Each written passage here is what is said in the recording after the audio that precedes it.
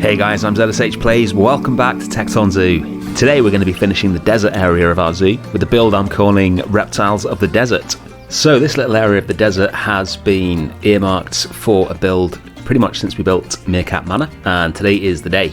So one of the limitations of building a desert area in the zoo that is set in England, of course, is that most of the desert animals are not going to be particularly happy with the climate for a lot of the year. So I used two of the animals that I thought would be suitable for a colder climate, namely the meerkats and the gemsbok. And then here we're going to put in a reptile house for desert reptiles. Obviously they'll all be inside, so no need to worry about the weather.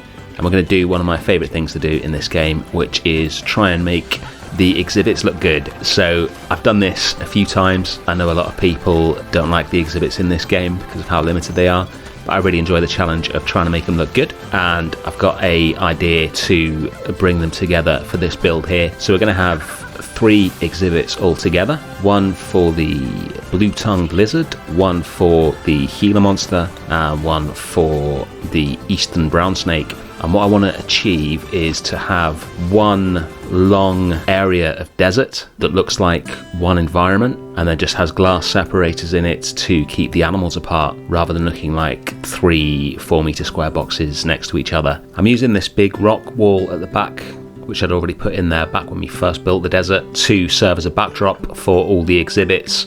And I'm going to use a little trick to join the terrain inside all the exhibits together. And the trick that I came up with is to use the mud panels as a sort of substitute for the sand at the bottom of the enclosures, and then put that in between them, so that there's a sort of continuity of the sand from one exhibit into the next, so it looks like it's all one environment. And then I'll fill up behind it with rocks and plants and things like that, and I'm really pleased with how it's turned out. I think it looks really good. If you get the colour right, which I'll do in a second, then it really does match up well. I'm going to put some decals in to make it look like there's more of the little holes for the animals to sit in. This is something I've been trying to get to work for ages. I think I mentioned it when we built the fire salamander exhibit, and I feel like I finally got somewhere with it and finally got something that I'm happy with. And once the rest of the building's in and everything else, it looks really good.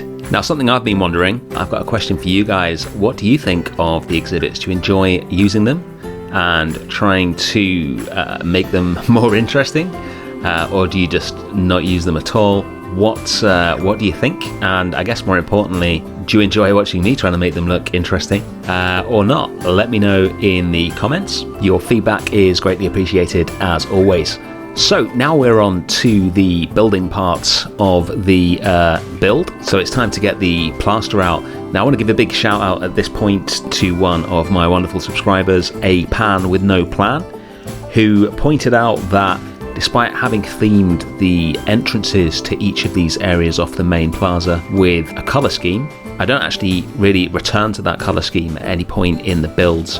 So we've got green for the forest, this sort of mustard yellow for the desert, grey for the coast, and then a different shade of green for the jungle. And they are quite right. Obviously white concrete is the name of the game here. That is what I love to build in. But it would actually be really interesting to try and bring some of the other colours into the builds in a sort of subtle way where possible. So thank you so much for that suggestion. I'm actually going to use that in this build.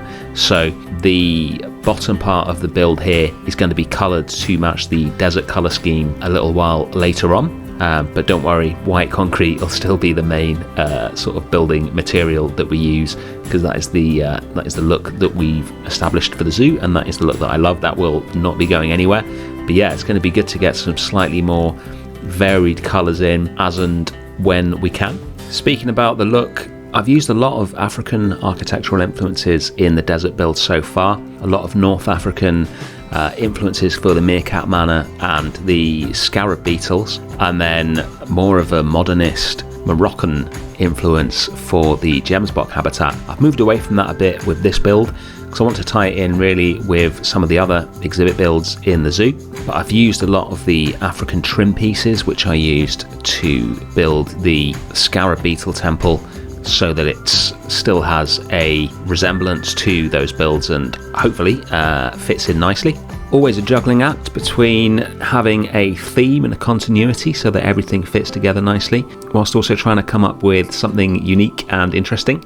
So hopefully I achieve that, but you guys will be the judge of that. I'm going to put some really thin columns in to the joins between each of the exhibits so that you can still see the sort of fake sand that I made earlier, because I don't want to detract from that look and make sure it does still look like a sort of panorama.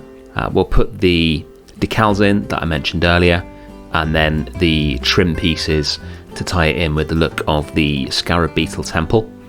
And then we'll sort out the roof just using a load of plaster panels.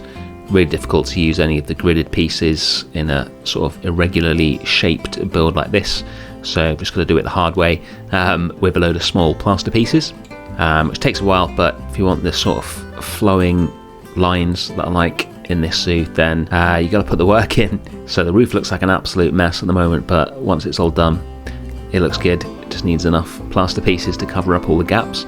I'm leaving some windows in the roof because I love the way the light falls inside the habitat in the evening. You can see when you look at the central exhibit, there's just this shaft of light that shines in there. So I can't get rid of the holes in the roof because I am too attached to that now. So I'm going to leave them as windows, make sure we get lots of light in here. It's also quite close to the edge of the Grand Plaza, so you don't want the walls blocking out all the light.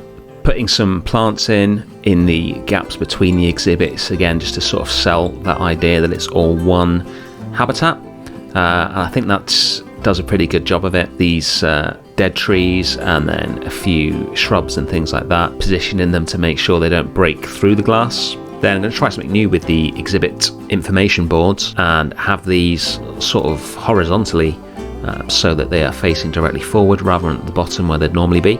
Really like how it looks when they're in there. I've put 4 in, even though there's only 3 animals, because I wanted the symmetry. So one of them I'm going to replace with a sort of generic zoo information board, and then we'll go into Photoshop and make custom exhibit signs for each of the 3 animals that are in here. I realised when I was walking around the zoo the other day that when I first started doing the exhibits, I didn't put any custom signs in for them. I guess I thought they were too small to bother with. I've done them for all the recent ones we've done, the fire salamanders, the giant leaf insects, etc. But I do need to go back and do some for the tree frogs and the snakes, just so that there's a continuity throughout the zoo. And then get onto the signs. So this was actually really hard to get in the centre where I wanted it to be.